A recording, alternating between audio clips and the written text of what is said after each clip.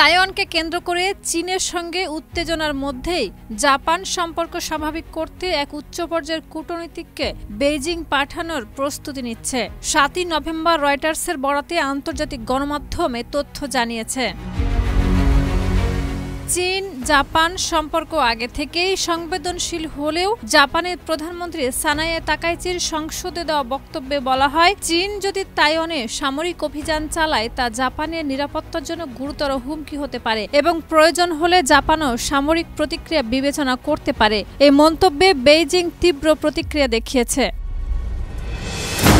সংবাদ মাধ্যম জানায়, জাপানের পররাষ্ট্র মন্ত্রণালয়ের এশিয়া ও ওশেনিয়া ব্যুরোর প্রধান মাসাকি কানাই চীনের পররাষ্ট্র মন্ত্রণালয়ের কর্মকর্তা লিও চীন সঙ্গে বৈঠক করতে পারেন। সেখানে তিনি জাপানের নিরাপত্তা নীতিতে কোনো পরিবর্তনের ইঙ্গিত নেই স্পষ্ট করবেন এবং চীনের সঙ্গে দ্বিপাক্ষিক সম্পর্ক আরও খারাপ না করার আহ্বান জানাবেন। তবে কানাই সত্যি চীন সফর করছেন কিনা তা এখনও নিশ্চিত নয়।